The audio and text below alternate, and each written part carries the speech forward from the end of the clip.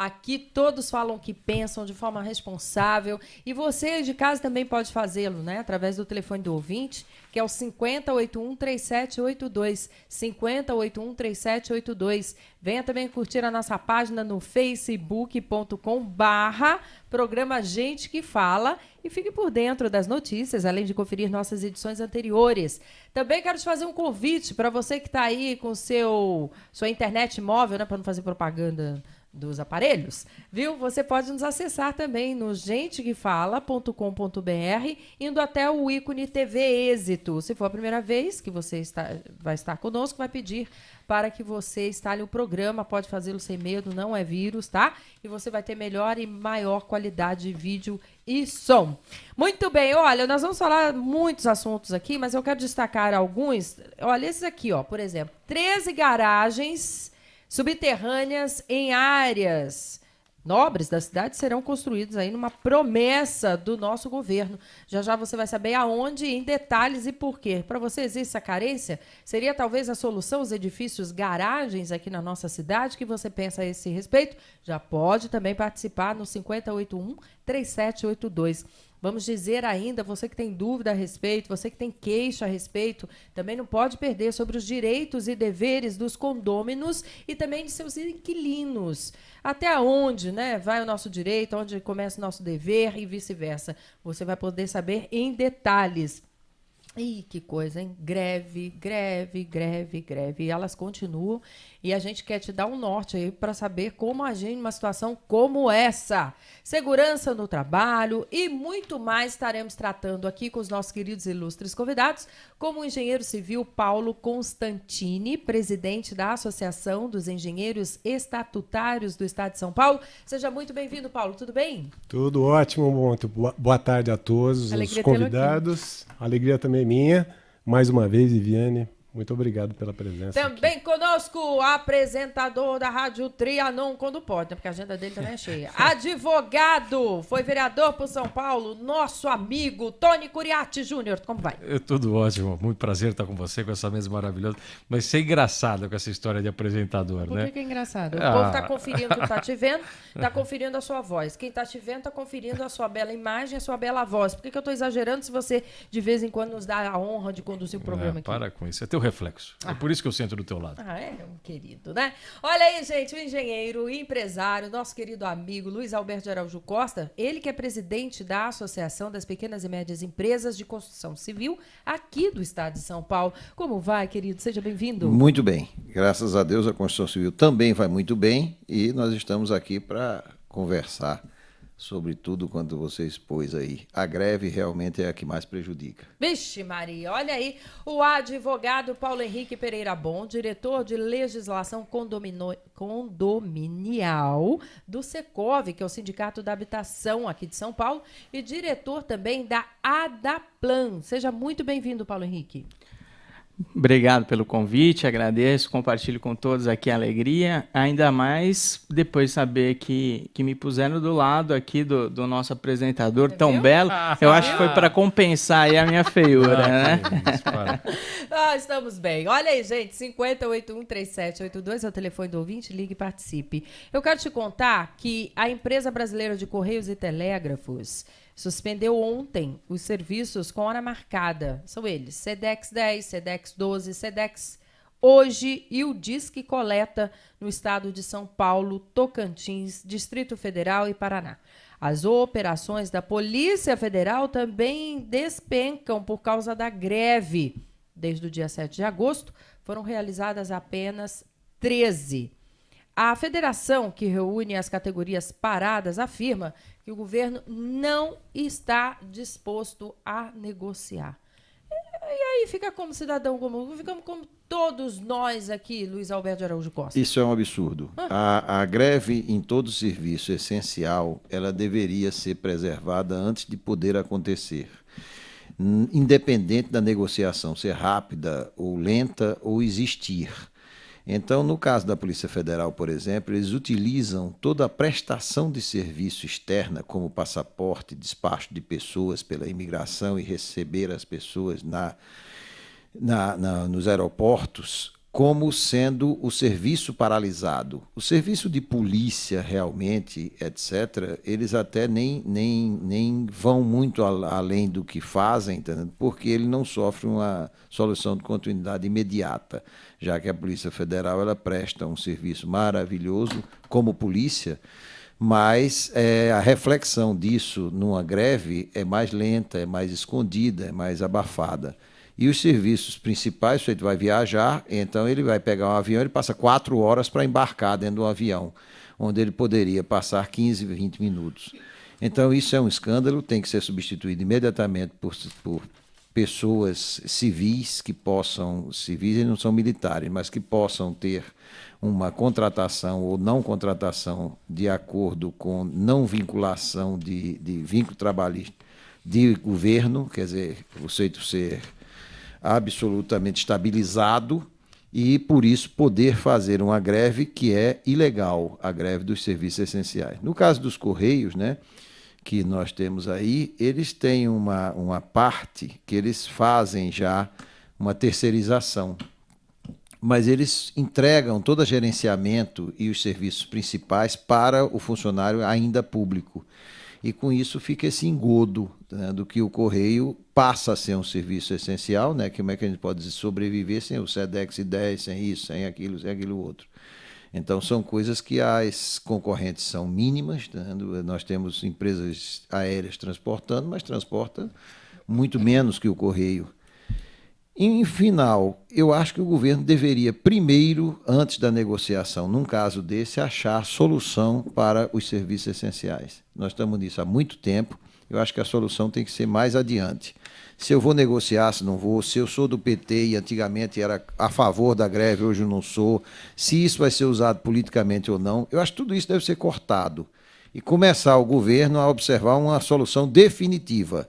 Todos esses serviços essenciais. O bombeiro, quando disser que eu vou fazer uma greve, eu sou da Polícia Militar e não vou apagar o fogo, tem que alguém ir lá apagar o fogo. O Polícia Federal, na hora que disser não vou fazer a passagem das pessoas para viajar ou o recebimento de quem chega, tem que ter alguém que faça. O Correio, quando disser não vou transportar a correspondência, a cobrança ou a necessária mercadoria, como remédio, alimento e etc., vai ter que alguém fazer. Então vai ter que ter uma operação que essa greve se torne de uma forma normal.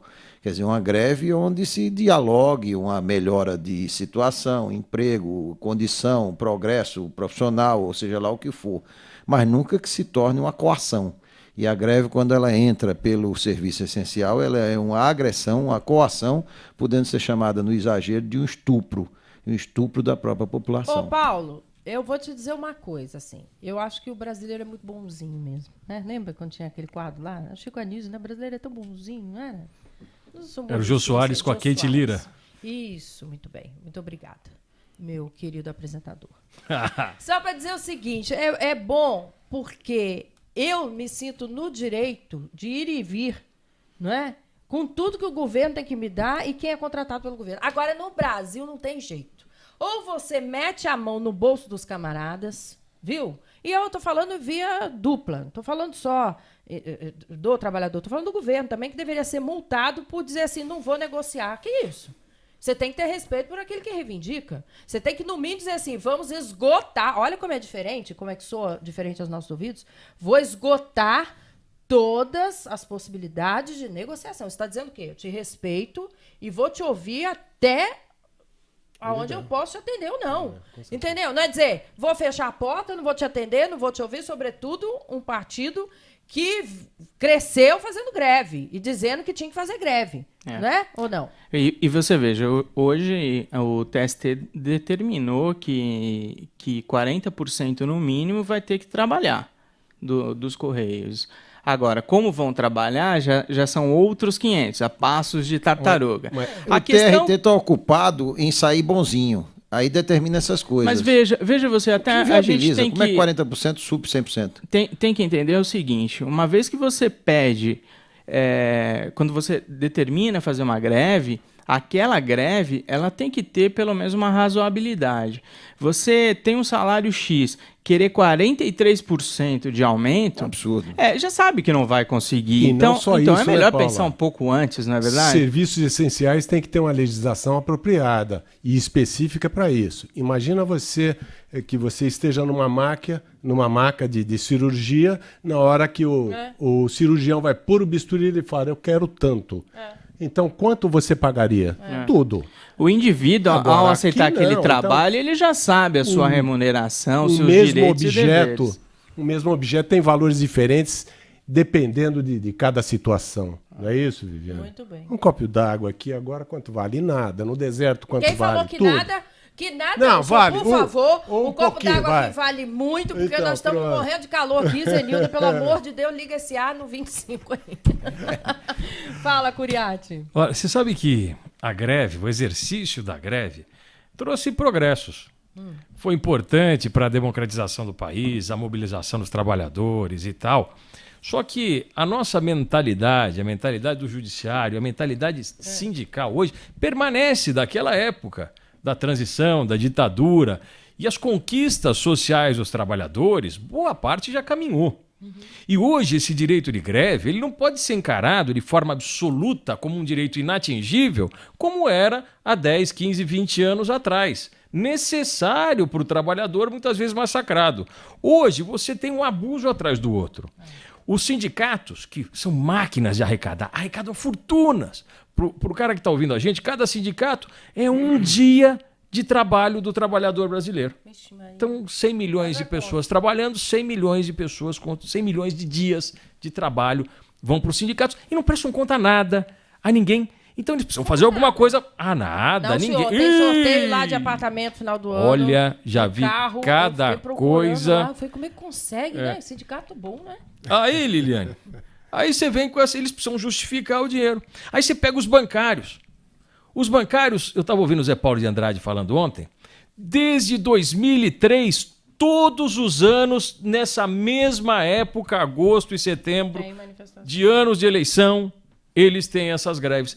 É exatamente na mesma época e todas as vezes com ganhos reais, ganhos reais, ganhos reais. Não dá para ter ganho real assim. Advogado não tem ganho real assim. Ao passo Não que tem. outras categorias não poderiam fazer greve que não iam surtir qualquer efeito. Ah, sim, É. também. Aí você vai para os direitos, a greve no Congresso Nacional, no Sim. Senado, essas coisas não acontecem.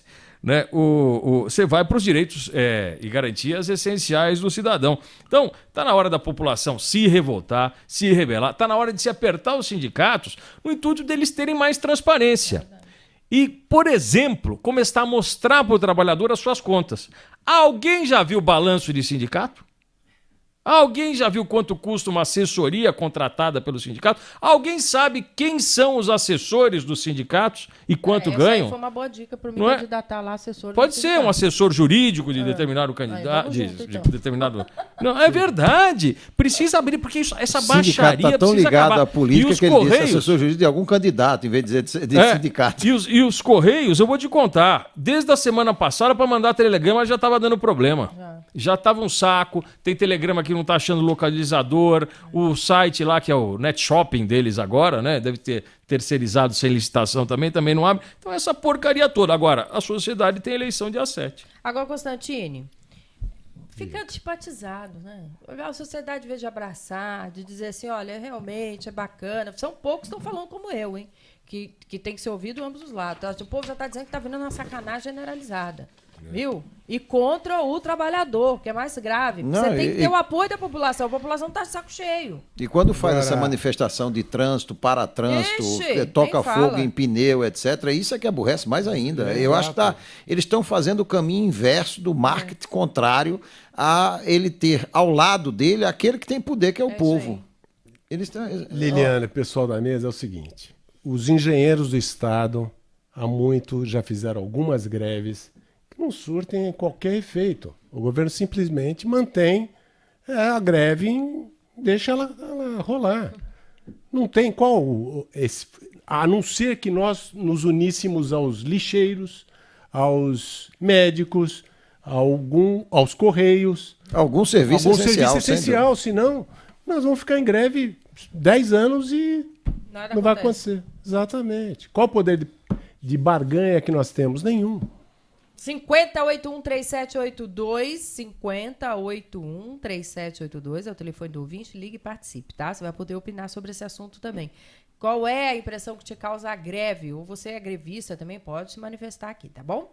Para reduzir a carência de vagas de estacionamento na capital, a Prefeitura prevê a criação de 13 garagens subterrâneas em áreas como Itaí Bibi, Ibirapuera, República, Terminal Pinheiros, Assembleia Legislativa e Largo da Batata em Pinheiros. Olha, o Largo da Batata não foi feita obra agora? Por que já não construiu, gente? Vai furar tudo lá de novo? Aquilo lá virou um caos. Assim não tem graça. Tem que fazer Até duas o final vezes, do ano. não é? Tem que fazer duas vezes. Devem ser lançadas licitações de 9 delas. Algumas ainda neste mês, na região da Praça Roosevelt. E Fernando Costa, além do mercado municipal.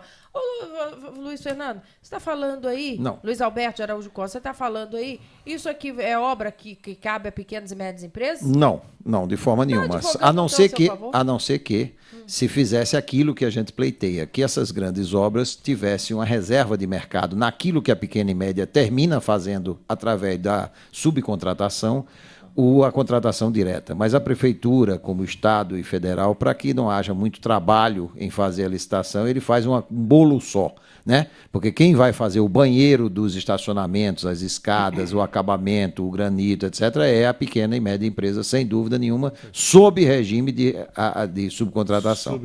E nos Estados Unidos, por exemplo, já existe uma lei dizendo para cada obra dessa, de grande porte, que necessite a intervenção de uma solicitação de cadastro técnico, financeiro, capacidade técnica, capacidade financeira muito grande, onde alija dessa concorrência a pequena e a média, você é obrigado, a parte desta obra, o governo separar e fazer licitações, ou no mínimo licitação, para essas empresas pequena e média. Que dá trabalho aí. Não é trabalho deles fazer isso? Eu não tenho dúvida nenhuma. Mas uma licitação dá muito trabalho, tem custo e demora.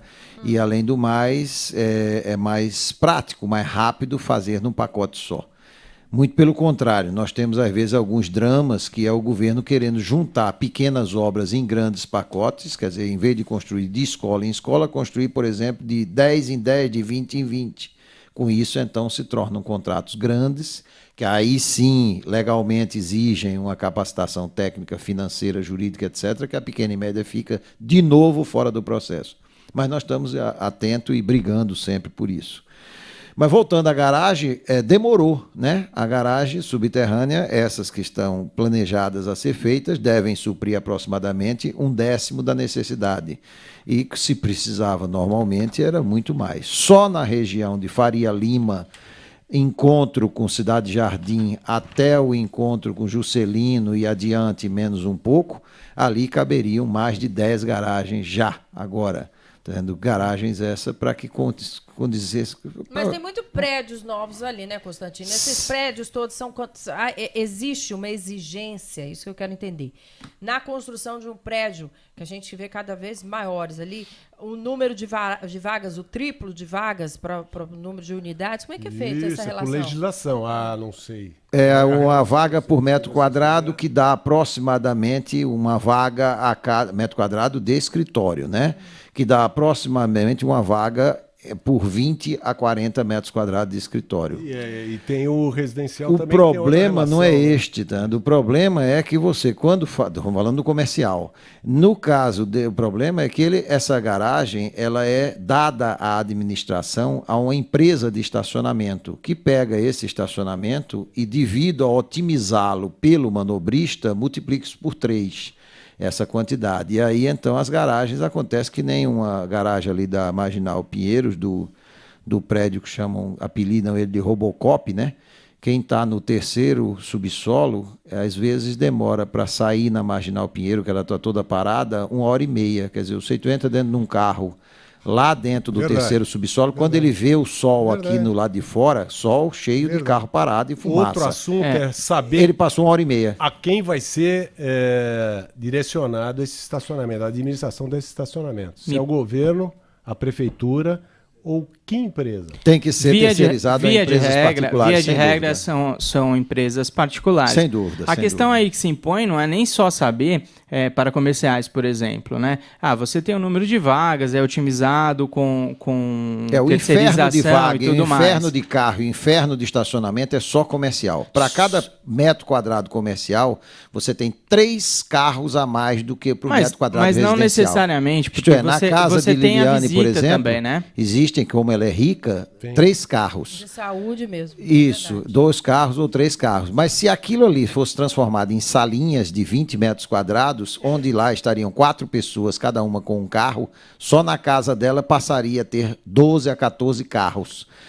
Então, a relação que prejudica o trânsito, a condição de vaga e tudo é comercial. Não existe nenhum engarrafamento naquelas casas grandes do Morumbi. Quando você passa para o lado comercial, está tudo engarrafado. Se pegarmos, por exemplo, o centro de São Paulo, onde está se propondo na Roosevelt, né, fazer uma garagem, já foi dito, é insuficiente. Antigamente se construíam edifícios e não se pensava em carros. Se você for ao centro, além dos comerciais, tem residenciais também que não tem vaga de garagem. O centro é deficitário de vagas de garagem. E o preço do metro quadrado hoje lá é a custo de ouro. Então, assim, foi-se comentado, será que pode-se fazer prédios, garagens? A iniciativa privada não tem interesse nisso. Mas então vocês acharam, quando eu coloquei, que seria, obviamente, privatizado. Alguma empresa privada que vai administrar com esse certeza, estacionamento. já são. Com certeza, ótimo.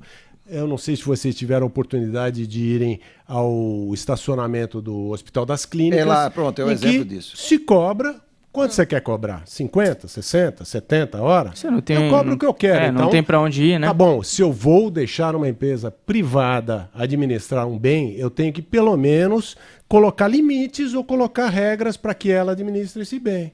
Senão, fica um descalabro também. O regime que eles pretendem é semelhante à parceria público-privada que eles estão fazendo ali na ampliação do aeroporto de Cumbica. Então está fazendo uma ampliação e a empresa que ganhar a licitação, que construir as garagens, ela vai ter o direito como contrapartida à retribuição. Você tem absoluta razão em temer o preço dos estacionamentos. Já é assim no Congonha, já é assim lá na Hospital das Clínicas. Não é só assim. Aí você pedágio também, né? Foi assim com a tal da Ecovias, né? Que hoje mas tem agência para tudo roubo isso. Você gastar 35 conto, vai pro Guarujá. É indecente. Então precisa tomar esse cuidado. Agora, se querem revitalizar o centro de São Paulo, se querem dar nova vida ao São Paulo, eu acho que passa pela construção realmente de prédios de garagem. Porque são apartamentos maravilhosos. Você passa ali na São Luís, tem cada apartamentaço enorme, 200, 300, são lindos, só que ninguém quer, porque não tem garagem. E você tem que deixar o carro longe, porque os quarteirões são grandes e tal, e não tem segurança. Ao passo que você passar a ter garagem mais próxima das residências, aí sim você vai contribuir para a reocupação do centro de São Paulo. Eu acho tardio, né? Demoraram, toda hora falam isso, iam fazer uma embaixo do Trianon, não deu certo, iam fazer Bom, eu acho bastante positivo, um pouco tardio, mas positivo, principalmente no centro. Doutor Paulo, eu quero falar agora um pouquinho sobre as questões relacionadas à legislação condominal e também os direitos e deveres de quem lá habita, né? Dos condôminos e também de seus inquilinos. Quais são os conflitos mais comuns? Bom, costumava-se dizer que os conflitos mais comuns começavam com C, né? Cano, criança e carro. Hoje, agora, nós temos aqui engenheiro aqui na mesa que pode agregar aí as reformas condominiais também tem sido um pesadelo. Muito por conta dos recentes desabamentos, os síndicos começaram a se dar conta da responsabilidade que antes eles não sabiam existir, sempre existiu. Mas agora começaram a se preocupar.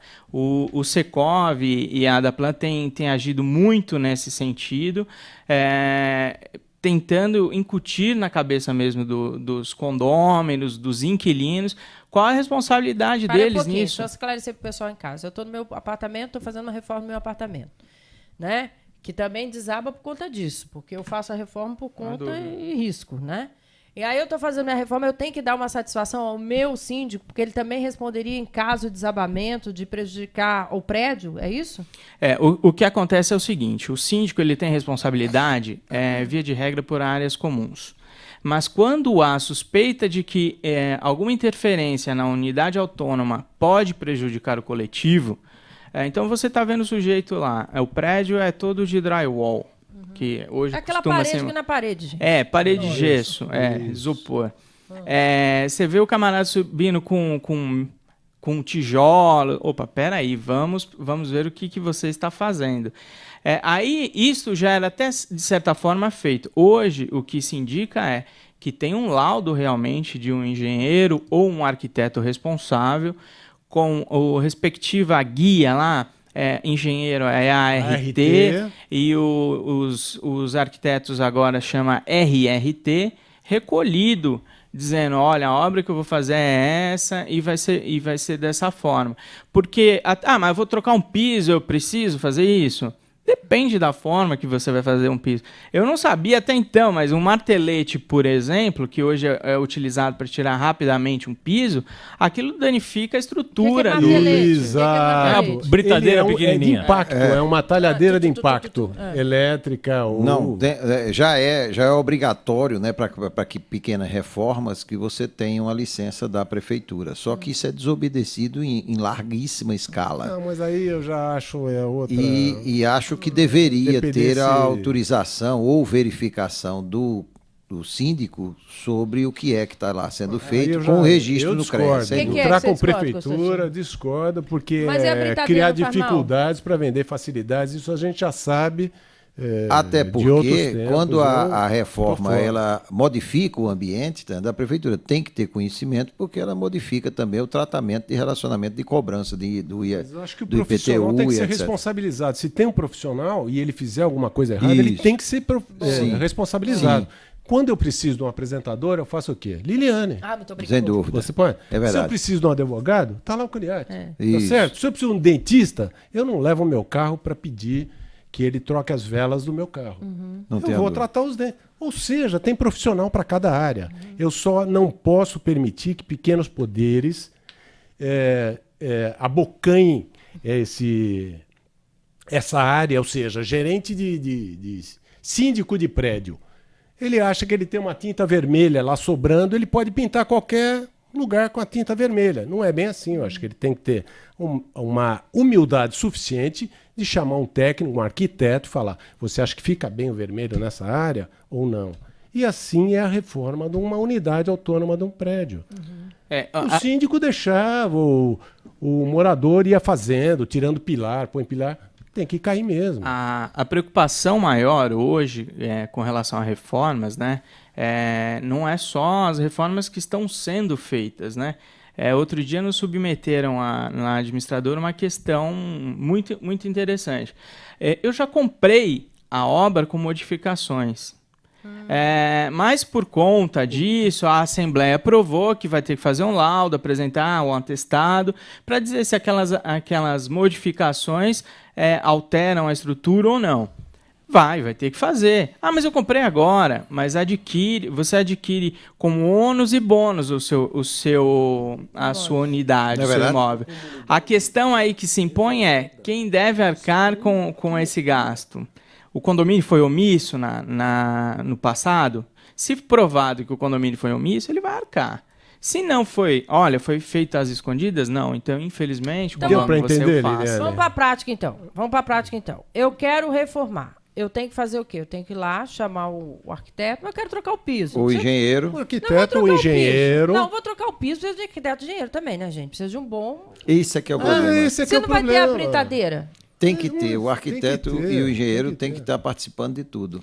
O que você não vai fazer é assim, olha, eu vou pintar a minha unidade. Você não precisa. Eu vou trocar o vaso sanitário. Não precisa. Vai mexer com cano, vai mexer com eletricidade. Esse aqui é o perigo. Pegar um cano de gás, eu vou retirar alguma coisa, eu posso atingir alguma coisa mais. Aí sim. Não, para você ter uma ideia, se você tirar o piso de um prédio todo, de um apartamento todo, e o revestimento de parede de determinados ambientes, equipamentos, como, por exemplo, cozinhas e banheiros, e centralizar o acúmulo disso para que a obra fique transitável e absolutamente boa no centro da sala, você pode derrubar o prédio. Então, você, por um serviço muito pequeno, só com esse entulho, você já pode derrubar o prédio. Do entulho. Então, não só o seu apartamento, mas o prédio. Foi o que aconteceu, por exemplo, naquele buracão que desceu de cima a baixo.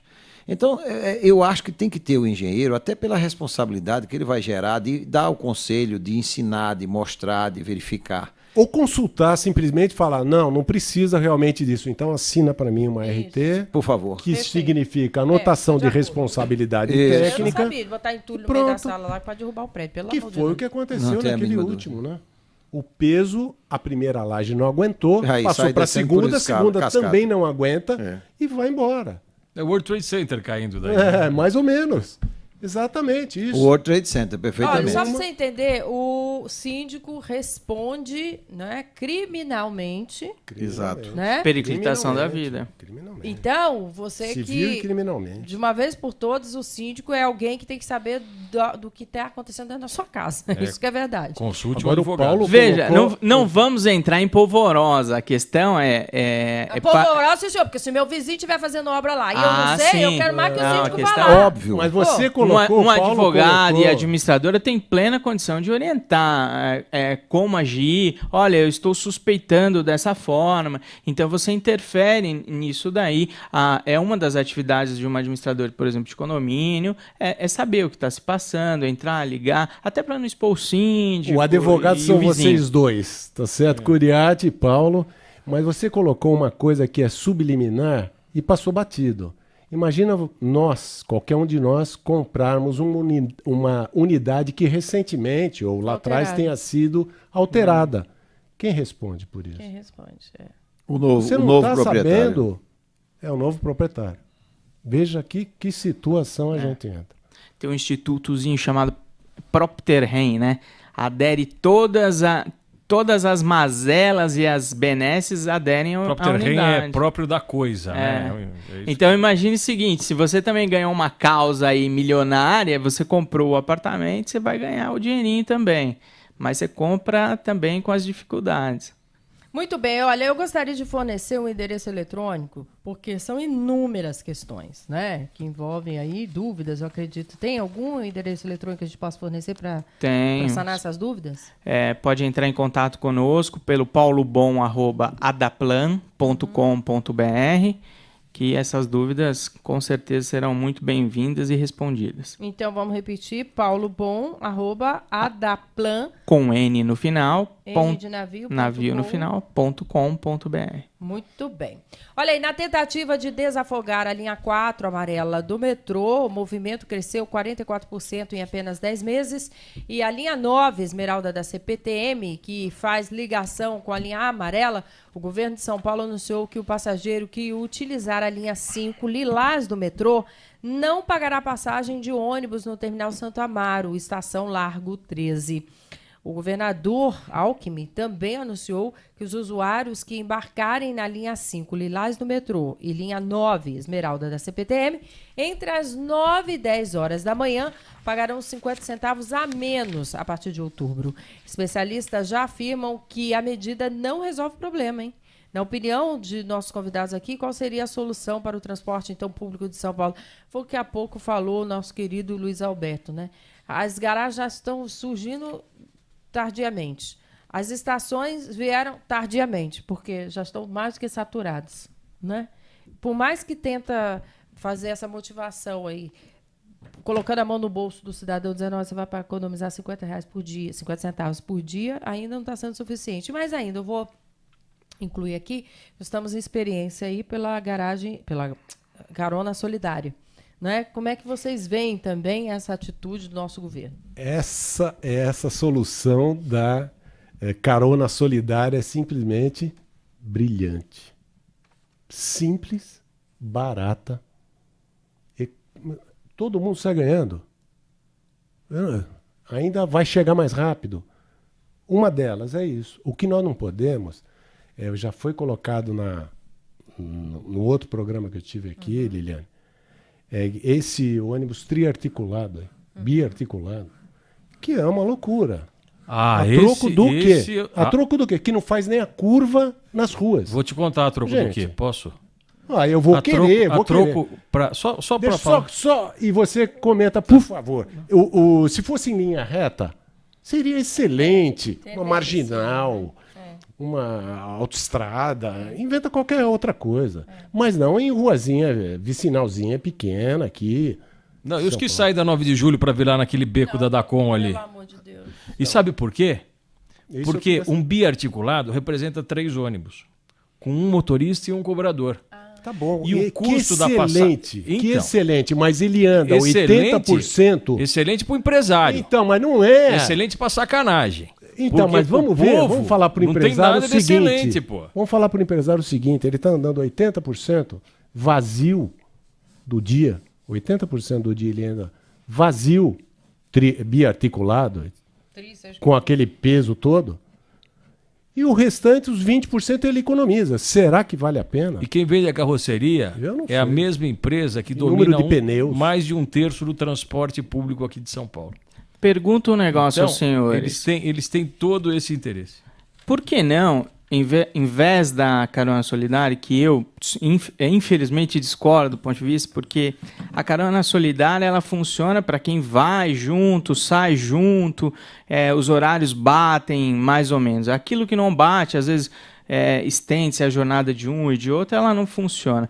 Por que não pensarmos, por exemplo, em isenção de taxas, ou pelo menos diminuição de taxas para os taxistas? Por que nós não promovemos táxi em São Paulo, que sai muito mais, deveria sair mais barato? Eu largo meu carro em casa, eu pego um táxi, eu não preciso me preocupar eu largo com o pelo metrô. estacionamento. Bem colocado, Pelo bem táxi, não. colocado. Na hora Outro de- incentivo, quer ver outro incentivo?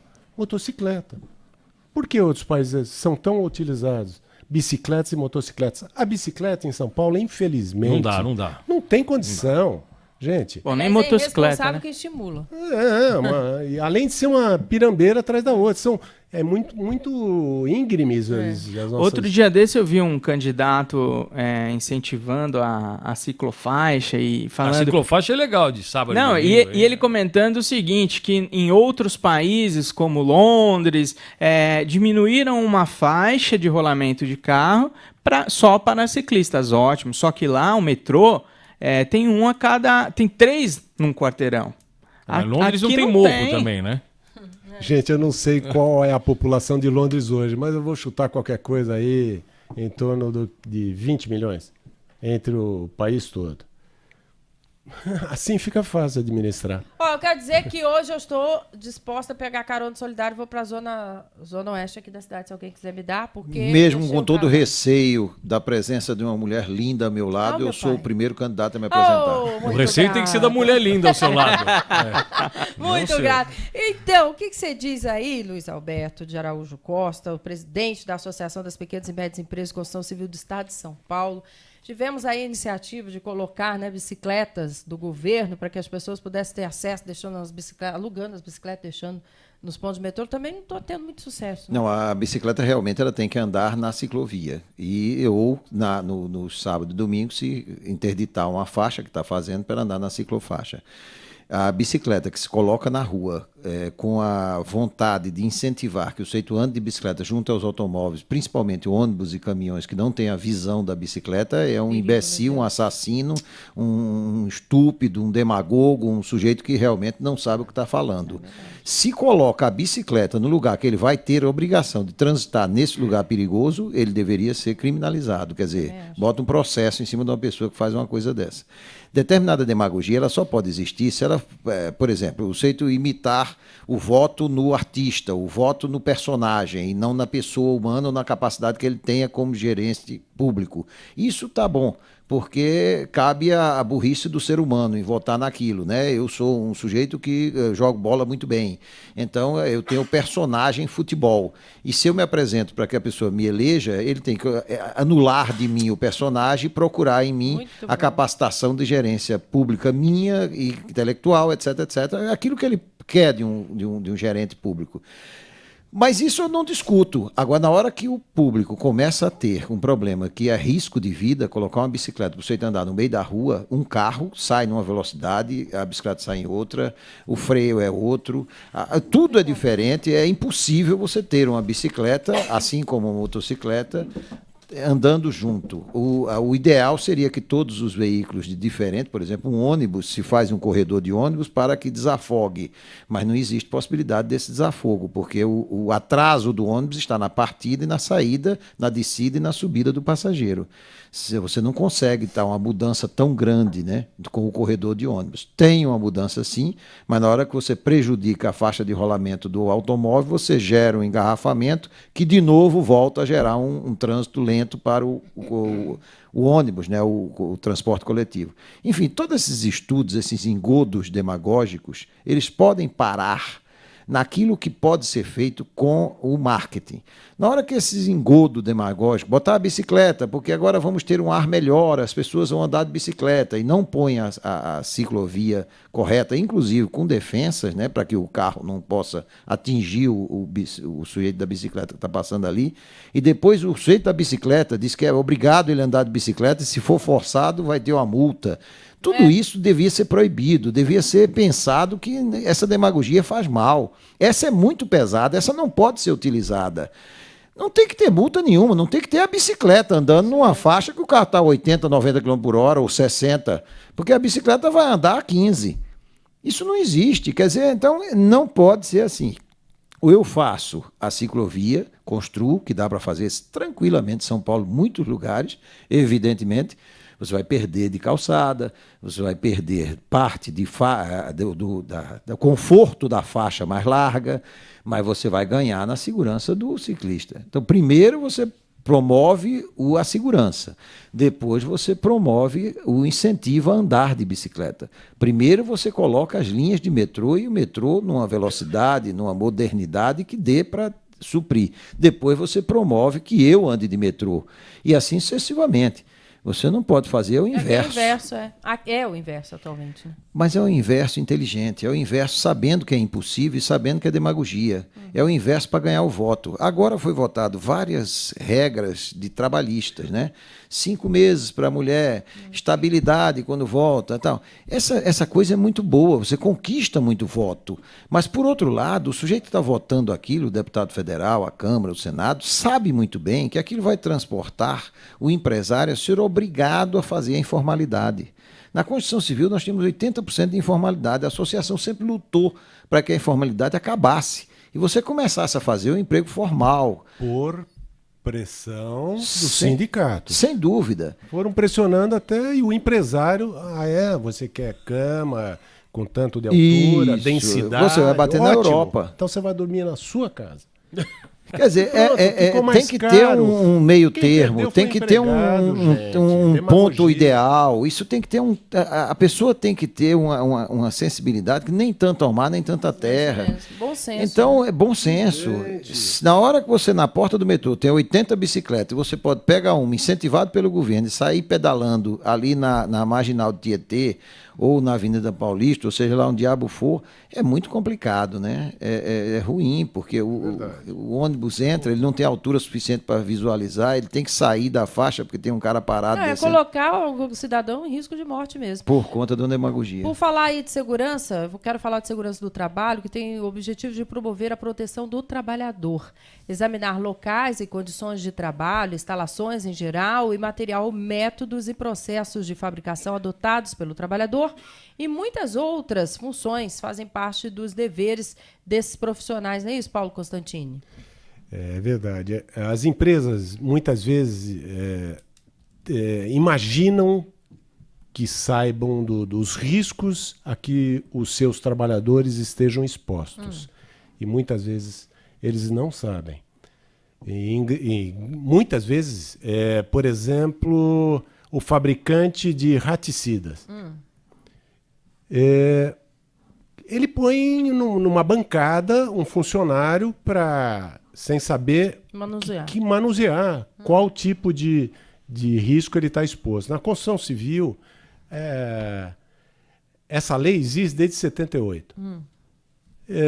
A construção civil foi a que mais demorou.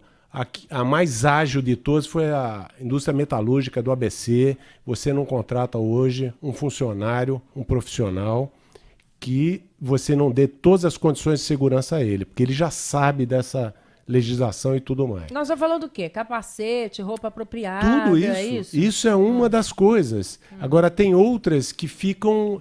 A segurança, na verdade, é intuitiva a todos nós, a uma criança, a um adulto. Ela é intuitiva, você não vai muito próximo à sacada, essas coisas todas. Mas muitas vezes ela é capciosa. Ela está escondida em algum ponto que você não perceba, a não ser com uma pessoa profissional da área. Você quer ver? Pegar um gancho aqui do que o Constantini falou, né, na segurança do trabalho. Nós administramos o edifício Itália, e é um prédio extremamente alto, tem ascensoristas que trabalham durante o funcionamento do edifício. E o nosso síndico, Lorenzo Delmafeu, que fica o tempo todo lá dentro buscando o que fazer e o que não fazer dentro do edifício. E foi notado, inclusive com a assessoria de especialistas, engenheiros do trabalho, que a pressurização no ouvido das ascensoristas pela grande altitude para ir do térreo ao 40º andar, elas não podem ficar suportando aquilo durante tanto tempo. Eu não sei precisar quantas horas são, mas elas são obrigadas a revezar. Isso é uma segurança também do trabalho que a gente não percebe, mas existe. No caso, você entrou... É uma derivação da segurança do trabalho, na verdade, é uma saúde ocupacional. Ou seja, são aquelas doenças que você vai adquirindo e não percebe. Por exemplo, isso aí, vai o dia inteiro. Depois, é irreparável. Para quem sobra essa indenização? Para quem contratou. E nem sabia que estava provocando esse dano. Como comentávamos há pouco, né? Nós temos um engenheiro lá no Secov, faz uma palestra, e numa dessas exposições ele mostra um profissional da área de engenharia mesmo, trabalhando no Custo Brasil, mexendo com uma maquita. Para quem não sabe, a maquita é uma máquina, é uma serra, na verdade, com o chinelo ali, olha, do lado do pezinho dele. Vixe, e vou estender um pouquinho mais. Também são passíveis civil e criminalmente, doutor Curiates. Ajuda aí, como diz o Datena. Ajuda aí.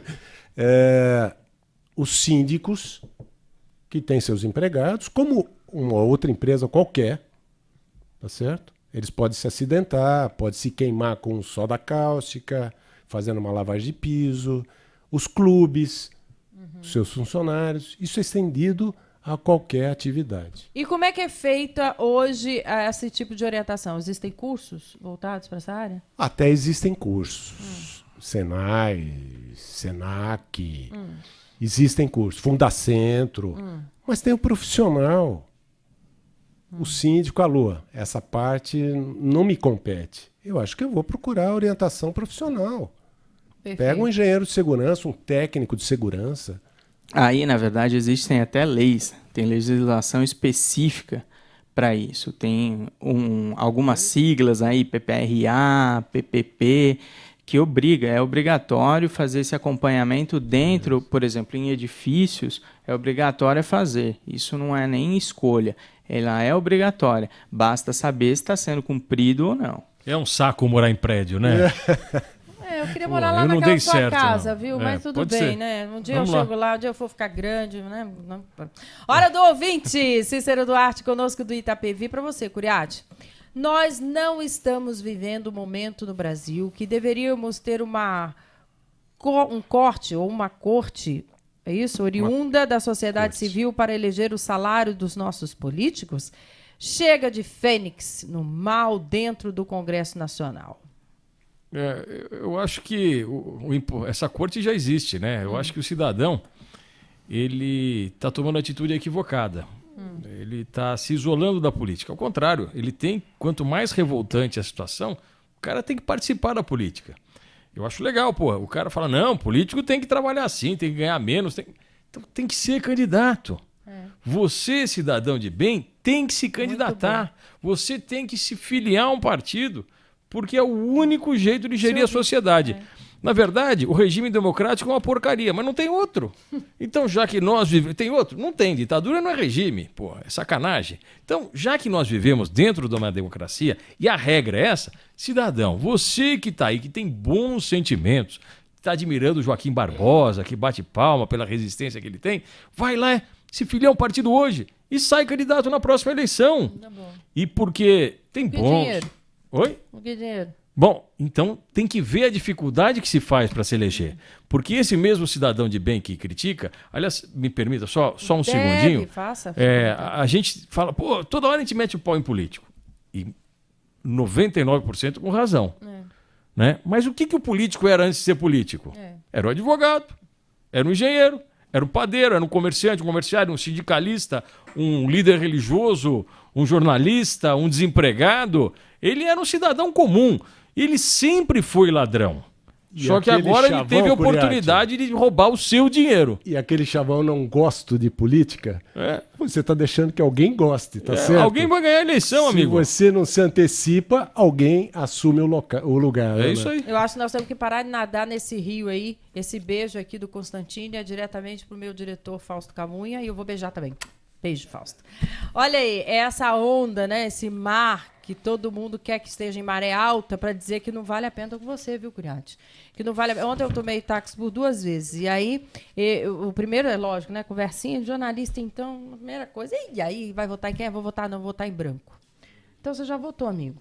Você já votou para aquele. Você só não deu nome para ele, mas esse branco aí vai governar de algum jeito. Exato. Entendeu? Exato. Você já votou. Aí Você não se tinha pensado nisso, então começa a pensar. omitiu, Tá bom? né, Liliana? É muito grave. Você se omitiu. É muito grave. Faça a sua escolha. Vamos parar com essa maré de alienação aí. Vamos todos juntos, uma vez por todas. Tá todo mundo ruim, escolha o menos pior. Vamos fazer assim? Vamos combinar? Mas vá com um número na sua cabeça, com um nome na sua cabeça e faça valer o seu direito. Se errar, meu amigo, se você, porventura, o cara não for bom na gestão dele, não tem problema não. Risca ele do Você mapa. aprende na próxima. Vamos passando. E na próxima eleição se candidata, pô. Na próxima, É isso aí. Porque não é fácil ser político também, não. Para você trabalhar direito, é difícil, viu, amigo? Até porque tem que fazer uma limpezinha em alguns É difícil, lugares. mas né? é Dá pra fazer difícil, uma o sistema é difícil, faxina. a sociedade é difícil. É difícil. Se candidata, cara.